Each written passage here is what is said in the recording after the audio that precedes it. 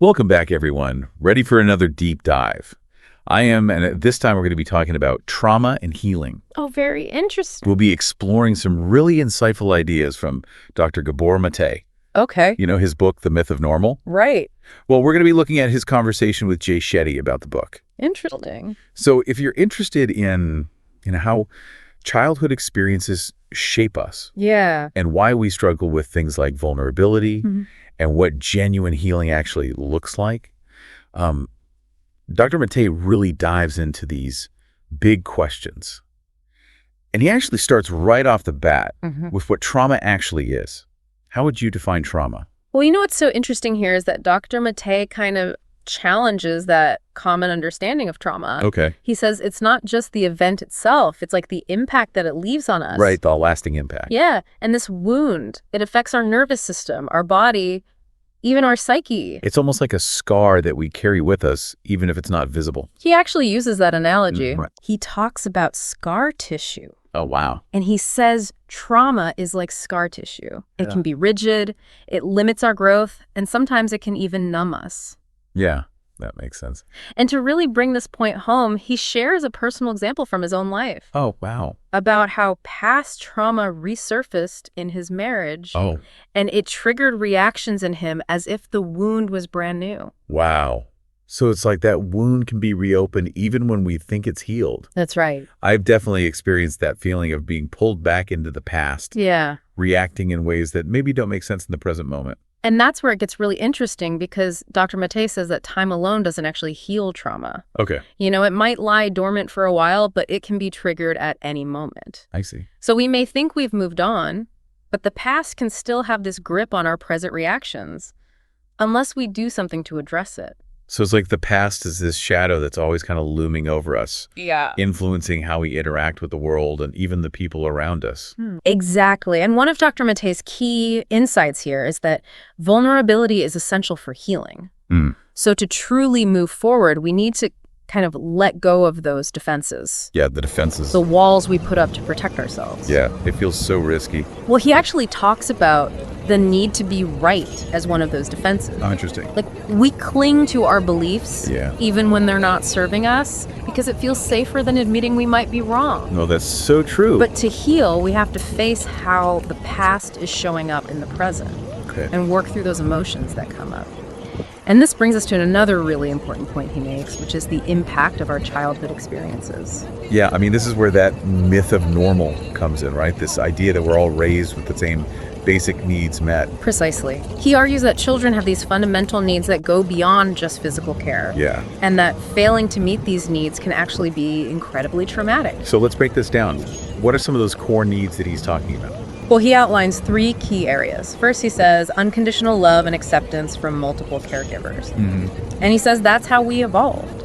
You know, hunter-gatherer societies provided this kind of web of supportive adults for children, Not just parents. not just parents. Exactly. It creates this wider sense of safety and belonging. Right. I like that. What's the second one? The second is the freedom to experience all emotions, Not just the good ones. not just the good ones.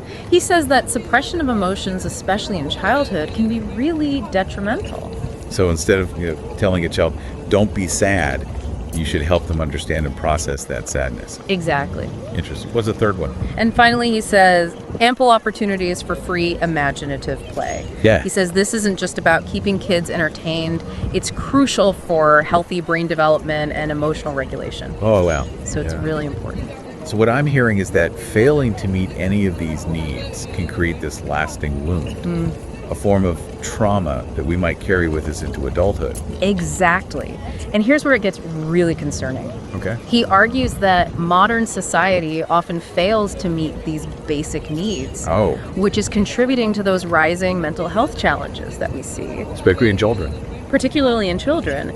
And he points to the alarming number of North American children who are now on powerful medications, Uh-oh. like stimulants, antidepressants, even antipsychotics. Wow. And the long-term effects of these drugs are unknown, Yeah. which raises serious concerns about how we're addressing these challenges.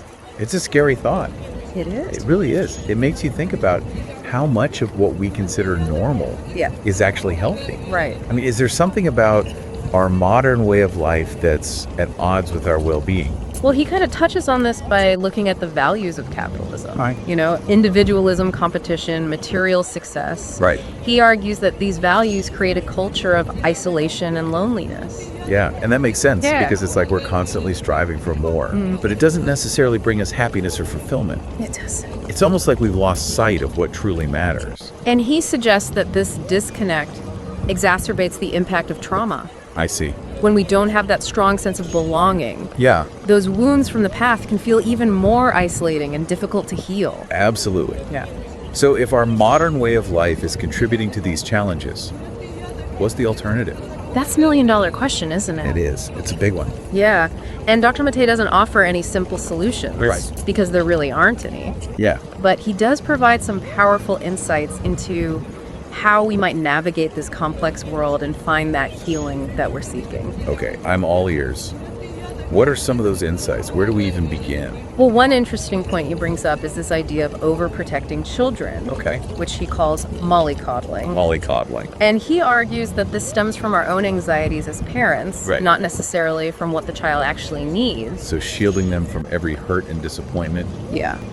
could actually backfire. He suggests that true love isn't about creating this pain-free bubble for kids. Right. It's more about supporting them through difficult experiences. Which can be really hard to do It is. It is. because we want to protect them from that pain. He actually mentions a study where children who received the most love and support, Oh, wow. even what might be perceived as excessive love, Okay. ended up being the most emotionally stable adults. So it's not about the amount of love, but the quality of that love. Exactly. It's about that distinction between genuine love and mollycoddling, Okay. which is more about easing the parent's anxieties than meeting the child's actual needs. That makes sense. It's like we're projecting our own fears onto our children. Yeah, And we stop seeing them for who they are. that's right. We just see our anxieties reflected back at us. And that can lead to children who are more anxious and insecure because they haven't learned to cope with the challenges of life. So it's more about teaching them how to navigate that pain and loss in a healthy way. Precisely. Dr. Maté talks about this in the context of grief. Okay. Whether it's the loss of a loved one, a pet, even a childhood dream. Yeah, I remember the heartbreak of my childhood dog dying. It's tough. It was really hard. And he points out that we have a brain circuit specifically for processing grief, Oh. and it needs to be activated to actually do its work. So by trying to suppress it or avoid it, we're actually making it linger longer. Exactly. So when a child experiences grief, it's so crucial to validate those emotions. Let them know it's okay to be sad or angry or to miss what they've lost. Guide them through that process so they learn that they can handle those difficult emotions Yeah. without completely falling apart. That's it. You got it. It's about building resilience. Yeah. It's not about pretending that pain doesn't exist. Right. It's about giving them those tools to cope with it. Okay, this has been really insightful in terms of understanding childhood and parenting. Yeah. But what about for those of us who are well past childhood? What if we're still struggling with past hurts as adults? Yeah. I know I tend to overanalyze past experiences, sometimes to the point where it feels like I'm reliving them over and over again. Well, this is where Dr. Maté's concept of the tyranny of the past comes in. Okay. He acknowledges that we can get stuck in these loops, Yeah. you know, constantly revisiting those old wounds, letting Yeah. them dictate our present reactions. I feel that sometimes, like I'm trapped in these same patterns of behavior, making the same mistakes again and again. He says it's not about dwelling on the past. Right. It's about recognizing how it's influencing us in the present moment. Okay. Understanding how those experiences are shaping our thoughts, feelings, behaviors today. So instead of asking, why did this happen to me? Yeah. I should be asking, how is this affecting me now? That's a great way to put it. It's about shifting our focus from the past to the present. Okay. So instead of getting lost in those stories, we need to deal with the emotions as they arise in this moment. So becoming more aware of what's happening inside me right now, Yeah. rather than trying to analyze why things happened the way they did years ago. Precisely. Bringing that awareness to the present moment, to our thoughts, feelings, behaviors, Yeah. it gives us a chance to make different choices. So even if we didn't have choices in the past, we have choices now. Exactly. And that brings us to another really fascinating point that Dr. Maté makes Okay. about identification. Okay. He suggests that there's no such thing as healthy identification. Wait, really? don't we all need to feel like we belong somewhere? Of course. To identify with a group or a belief system? Yeah, Isn't that part of being human? absolutely. The need for belonging is fundamental. Yeah.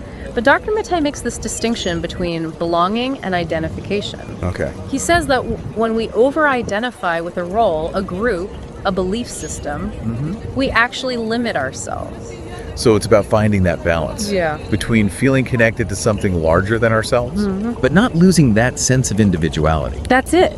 He uses the example of sports fandom All right. to illustrate this point. Okay. You know, when we tie our happiness and well-being to the success of a team, Right. we're setting ourselves up for disappointment and anger when that team doesn't perform the way we want them to. It's like we're giving our power away, Yeah. letting external factors dictate our emotions. Exactly. And this over-identification can lead to suffering because we're no longer in control of our own internal state. It reminds me of Dr. Maté's own experience, letting go of his identity as a family doctor. Yeah. He talked about feeling really disoriented at first, Yeah. but ultimately it allowed him to grow and evolve. Right. And that's where authenticity comes in. Okay. Dr. Maté emphasizes that true healing requires us to connect with our true selves. Yeah. Beyond those external labels and expectations. Yeah. It's about being true to who we are at our core. Which, as we said earlier, takes courage. It does. It does. It can be scary to let go of those identities that we've built up over time, It can. even when we know they're not serving us anymore. It's about breaking free from those limiting beliefs that keep us stuck and embracing the fullness of who we are. Right. With all our complexities and contradictions. It's a process. It is. It doesn't happen overnight. Absolutely. It's a journey, not a destination. Okay. But he believes that authenticity is essential for healing and growth. I can see that. It's the foundation upon which we can build a more meaningful life. That makes sense. Yeah. But it feels daunting too. Yeah. How do we cultivate that authenticity Right. in a world that often feels so inauthentic? Yeah. It's like we're bombarded with messages about who we should be, what we should buy, how we should look. Well, he suggests that one of the keys is to challenge those very values that dominate our society. Okay. The emphasis on individualism, competition, consumerism. So remembering that we're not just isolated individuals striving for our own gain. Right. We're part of something larger. Exactly. He talks about the importance of community, connection, Yeah. recognizing our shared humanity.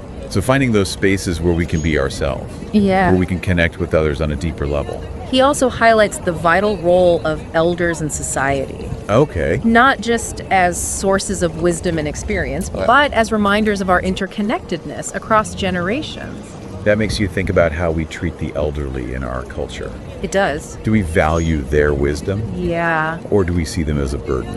He argues that when we isolate ourselves, whether it's by age, social group, or even ideology, Yeah. we limit our understanding of ourselves and the world. It's like we're missing out on those diverse perspectives Exactly. that could enrich our lives. It's like looking at life through a tiny peephole Yeah. instead of taking in the whole panorama. This makes me think about the rising rates of loneliness, especially in our hyper-connected world. Right. How can we be so connected online, yet feel so disconnected in our daily lives? He points out that loneliness is really a matter of perception. Okay. We can be alone without feeling lonely, Right. and we can be surrounded by people and feel deeply lonely. It's about the quality of our connections then. Precisely. It's about our willingness to be vulnerable, to let down our guard and connect on a heart level. Yeah. It's about challenging those societal structures Right. that contribute to that isolation and disconnection. This brings me back to something we touched on earlier. Okay. This idea of human nature. Yeah. Are we inherently good and then corrupted by society? Right. Or is there this darker side to us that Yeah. we need to confront? He doesn't shy away from this question. Okay. He acknowledges the darkness that humans are capable of. Right. He uses the example of Hitler, Of course. who orchestrated unimaginable atrocities. But he also highlights those incredible acts of love and compassion He does. that we see in humanity as well. He seems to be saying that our true nature is more about potential than a fixed state. So it's about The choices we make, Yeah. the values we embrace, the connections we forge. He challenges that idea that selfishness is simply human nature. Oh. He asks why we don't say it's human nature when someone acts with extraordinary kindness That's true. or selflessness. Yeah. It's a powerful reframing. It is. It really is. Maybe we need to focus more on those expressions of our better nature. And recognize that we have the power to choose a different path. A path that leads towards healing, connection, and wholeness. A path that aligns with our deepest values, Yes. rather than the values that are imposed upon us by a system that prioritizes profit over people. And that path, according to Dr. Maté, often involves embracing our spirituality. I was hoping we'd get to this. Yeah. What does he mean by spirituality, though? Right. Does he mean organized religion? He defines it as a sense of connection to something larger than ourselves, Okay. recognizing our interconnectedness. With all beings Yeah. and with the natural world. So it's not necessarily about religious dogma or rituals. Not necessarily. It's about that feeling of belonging to something greater than ourselves. Exactly. And he emphasizes respecting ancient spiritual traditions Right. without falling into the trap of commodifying. So it's not about the latest spiritual trends or gurus. No. It's about that deep inner connection. You got it. This makes me think about the importance of forgiveness, both individually and collectively. Yeah. Jay Shetty brought up the challenge of receiving apologies. Yeah. In a world where genuine apologies seem so rare. He does. He acknowledges that it's easy to feel let down Yeah, when apologies feel insincere or incomplete. absolutely. And he doesn't sugarcoat it. No, He's honest about the fact that healing can be this long and messy process. it can be. But he emphasizes that true healing can't be dependent on external validation or apologies from others. Right. It has to start within. We have to find that peace and wholeness within ourselves, Yeah. regardless of whether the people who hurt us ever take responsibility for their actions. And sometimes that involves forgiving those who've harmed us. Okay. Not to condone their actions, Right. but to free ourselves from that burden of resentment. He uses the example of Edith Eger, Oh, yes. a Holocaust survivor who chose to forgive Hitler. Powerful example. Not because he deserved it, Right.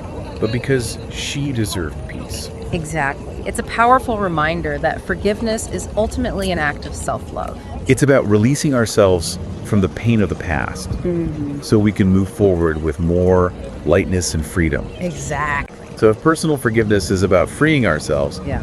what does collective healing look like? Right. How do we heal as a society? Yeah. Especially in the face of such widespread trauma and injustice. That's a big question. And Dr. Maté stresses that it starts with acknowledging those past and present harms. Okay. He uses the example of Rwanda, where people are working to heal from the legacy of genocide.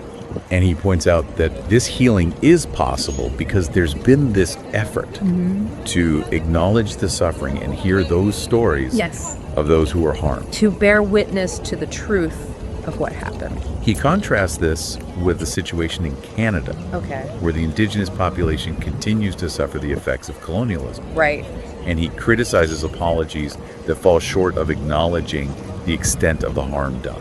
It's like saying sorry Yeah. without truly understanding the depth of the pain. It can feel so hollow Yeah. and dismissive. He's not saying that apologies aren't important, Right. but that true healing requires more than just words. Action. Action, accountability, and a willingness to change the systems that perpetuate the harm. So it's about moving beyond those symbolic gestures and taking concrete steps Yes. to address the root causes. And while seeking those apologies and recognition from those in power is important, he emphasizes that we can't wait for them to do the right thing. Right. We have to find ways to acknowledge our own suffering Okay. and tap into the wisdom and the healing traditions Yeah. within our own cultures and communities. So it's about taking ownership of our own healing, Yes. both individually and collectively. Both. Not waiting for someone else to save us, Right? but finding that strength and resilience within ourselves to begin that process of repair. That's a powerful message. It is. It leads us to a really important question. If healing begins within, Yeah. what are some practical steps we can take to connect with that inner wisdom and start that journey? That's a great question. And you know, Dr. Maté emphasizes a few key things here. Okay. He circles back to the importance of authenticity, being true to ourselves. Yeah. He even shares a piece of advice that's really stayed with him. Okay. He says, "To thine own self be true, I love that. It's a simple phrase, but it speaks volumes. It really does. It's like a reminder to let go of those masks that we wear to please other people. Yeah. And to really step into the fullness of who we are. Yes. To embrace all of our imperfections and complexities. To own our story. Yes. Even the messy parts. Exactly. He also encourages us to challenge those societal values, Yeah. that lead to isolation and disconnection, to reconnect with the natural world, Yeah. our communities, the wisdom of elders. It's about remembering that we're not meant to do this alone. We're not. We need each other. We need that sense of belonging to really thrive. We do. It's about finding those spaces where we can be seen and heard for who we truly are. Without judgment. Without judgment or pretense. Yeah. It's about cultivating those meaningful connections that really nourish our souls. And ultimately, it's about remembering that we are not alone in our pain. Right. We are all connected. We all have that capacity to heal. That's the beauty of his work. Yeah. He doesn't shy away from the difficult realities. Right. But he offers a message of hope Yeah. and possibility. Absolutely. So, as we kind of wrap up this deep dive into the myth of normal, Yeah. I want to bring it back to you. What stands out to you from all of this? For me, it's that emphasis on the interconnectedness of everything. Okay. Our individual healing is tied to the healing of our communities, Yeah. our society, even our planet. Wow. It's a reminder that we're all in this together. That's beautifully said. Yeah. It makes me think about that quote from the Dalai Lama. Oh, yeah. Just as ripples spread out when a single pebble is dropped into water, the actions of individuals can have far-reaching effects. It's a powerful image. It is. Yeah, Even small acts of kindness and compassion can create this ripple effect they can. that extends far beyond ourselves. That's right. So as we end here, what small step can you take today to acknowledge your own suffering or connect with that inner wisdom? That's a good question. What feels doable for you right now? Yeah. Maybe it's taking a few moments to just breathe and present in your body.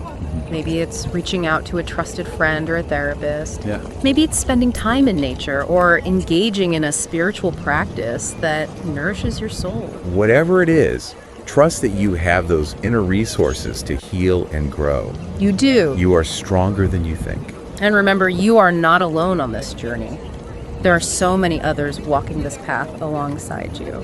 Absolutely.